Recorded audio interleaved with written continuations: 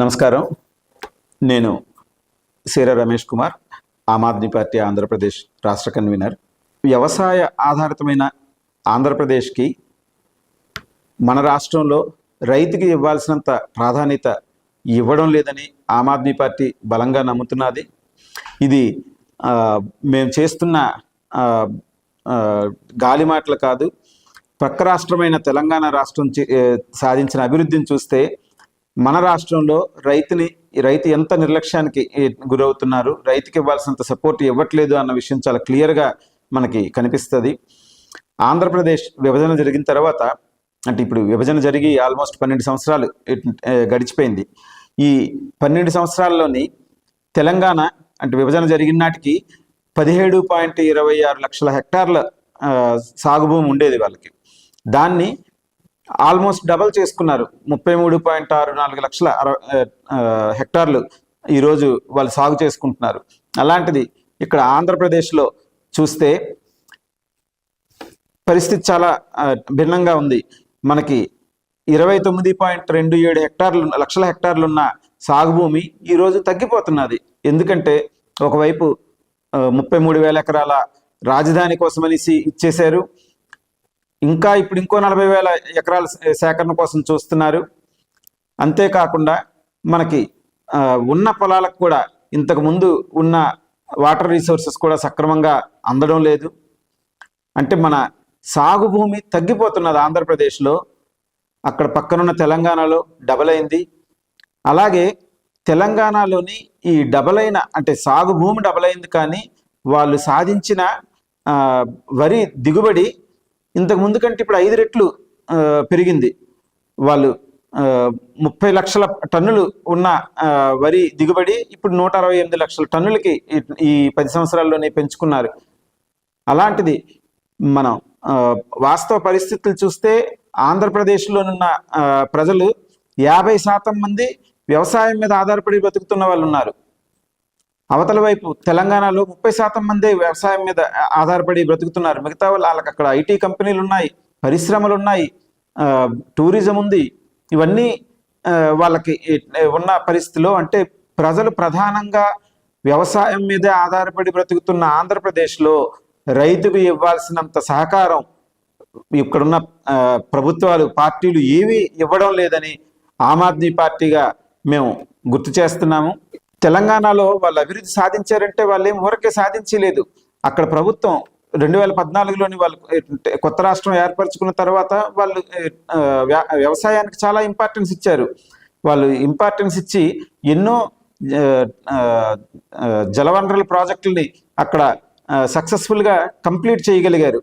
అలాగే అక్కడ degree, engineering, PG పూర్తి చేసి కూడా ఉద్యోగాలు లేకుండా నిరాశగా ఉన్నారా?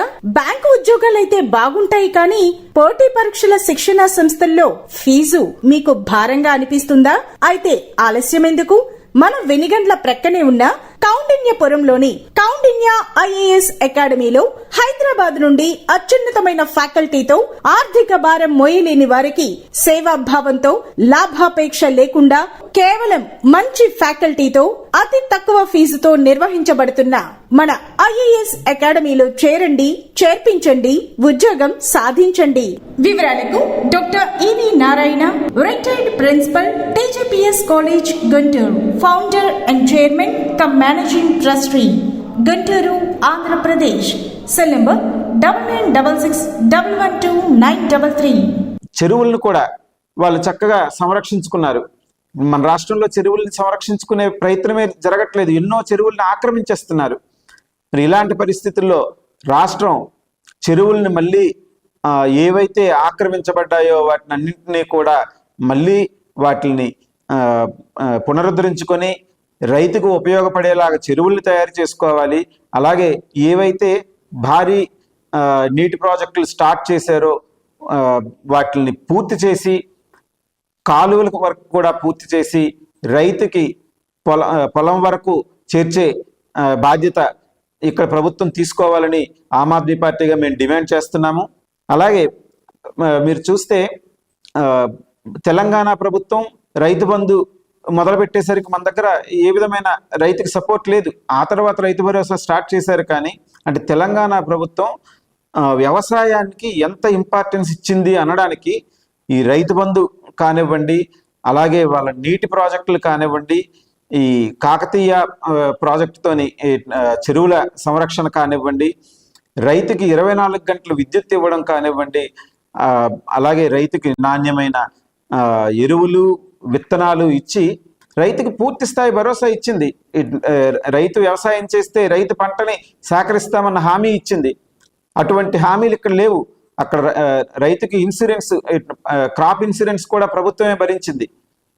ఇలాంటి రైతుకు అవసరమైన ప్రతి స్కీమ్ని, ప్రతి ప్రాజెక్ట్ని ఆంధ్రప్రదేశ్లో కూడా ఆంధ్రప్రదేశ్ ప్రభుత్వం ఇప్పుడు ఏదైతే కూటమి ప్రభుత్వం ఉందో దానికి హైయెస్ట్ ఇంపార్టెన్స్ ఇచ్చి మళ్ళీ ఆంధ్రప్రదేశ్ని వ్యవసాయంలో ముందడుగు వచ్చేలాగా, ఫస్ట్ ప్లేస్కి వచ్చేలాంటి పూర్తి సహకారం అందించాలని ఆమ్ ఆద్మీ పార్టీ తరఫున మేము డిమాండ్ చేస్తున్నాము.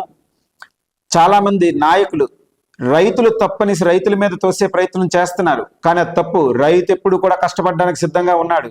రైతు ఎప్పుడు కూడా కష్టపడుతూనే ఉన్నాడు. అతను ఎంత కష్టపడినా కూడా పంటకు కావలసిన నీరు అందడం లేదు, పంటకు కావలసిన విత్తనాలు, సరైన విత్తనాలు ఇవ్వడం లేదు. ఈ రోజు కూడా ఎరువుల కొరతతో బాధపడుతున్నారు. ఈ ఎరువుల కొరతను తీర్చాల్సిన బాధ్యత కూడా ప్రభుత్వం మీద ఉంది. ఈ నీటి సమస్య తీర్చి, ఎరువుల సమస్య తీర్చి, మంచి నాణ్యమైన విత్తనాలు ఇచ్చి, రైతుకి క్రాప్ ఇన్సూరెన్స్ కూడా ప్రభుత్వమే భరించి, చివరిగా పంట కొనుగోలు చేసే హామీ ఇస్తూ దానికి మినిమం ప్రైస్ కూడా ఇచ్చేలాగా ఆమ్ ఆద్మీ పార్టీ ప్రస్తుత కూటమి ప్రభుత్వాన్ని డిమాండ్ చేస్తున్నది. ఇప్పటికైనా కూటమి ప్రభుత్వం రైతు బాధను తీర్చి వ్యవసాయం అవసరాన్ని, మన రాష్ట్రంలో వ్యవసాయం యొక్క ప్రాముఖ్యతని గుర్తించి కావలసిన అన్ని ఏర్పాట్లు చేస్తారని ఆమ్ ఆద్మీ పార్టీ తరఫున మేము డిమాండ్ చేస్తున్నాం. నమస్కారం.